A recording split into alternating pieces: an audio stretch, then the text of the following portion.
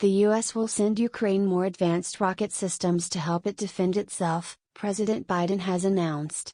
The weapons, long requested by Ukraine, are to help it strike enemy forces more precisely from a longer distance. Until now, the U.S. had refused the request out of fear the weapons could be used against targets in Russia.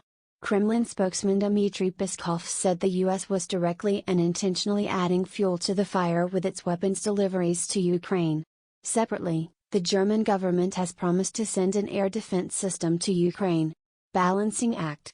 On Wednesday, Mr. Biden said the lethal aid would strengthen Kyiv's negotiating position against Russia and make a diplomatic solution more likely.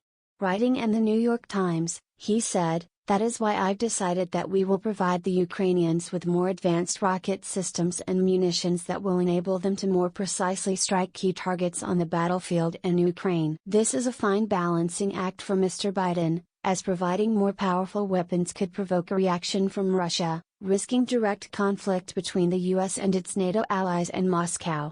New weaponry will include the M142 high-mobility artillery rocket system, a senior White House official said, although he did not specify how many of them would be supplied. The systems can launch multiple precision-guided missiles at targets as far as 70 kilometers away, far further than the artillery that Ukraine currently has. They are also believed to be more accurate than their Russian equivalents. Game changer for Donbas? This announcement has been a long time coming and represents one of the most significant military commitments so far. As they face overwhelming Russian firepower in a grinding, attritional battle for the Donbas, Ukrainian forces complain that they lack firepower. The HIMARS could change that. Its GPS-guided rockets are much more accurate than the equivalent Russian systems. It's also much quicker to reload and, as the name suggests, the launch vehicles can move quickly from one location to another. U.S. and Ukrainian officials will already be having detailed conversations about how and where to use the HIMARS when they arrive. Ukraine will be looking to hit targets well beyond its current reach, command and control centers, logistics hubs, and the Russian batteries that have Ukrainian troops pinned down in Donbas. Line. Last month, Ukraine's army chief said that getting the HIMARS units would be crucial in allowing it to counter Russian missile attacks. The U.S. expects Ukraine to deploy the weapons in the eastern Donbas region, where the fighting is most intense, and where they can be used to strike Russian artillery units and forces targeting Ukrainian towns.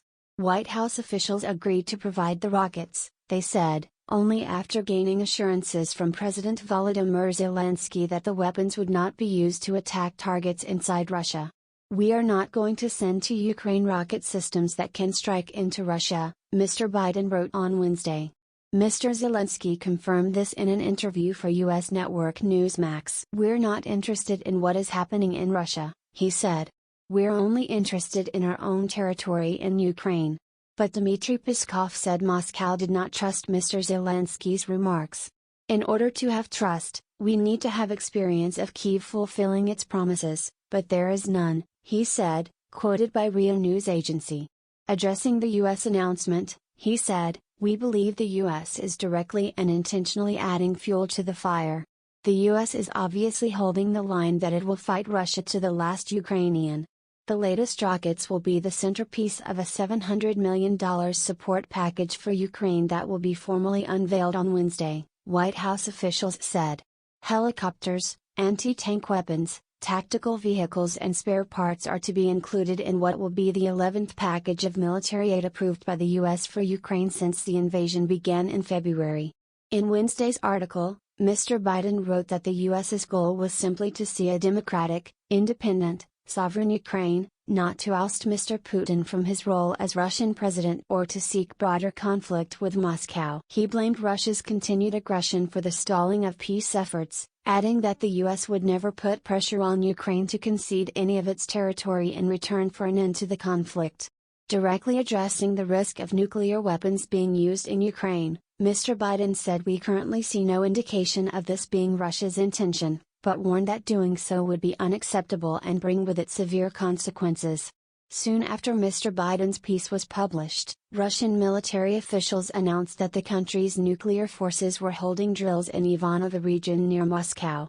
The drills involve around 1,000 service personnel and over 100 vehicles.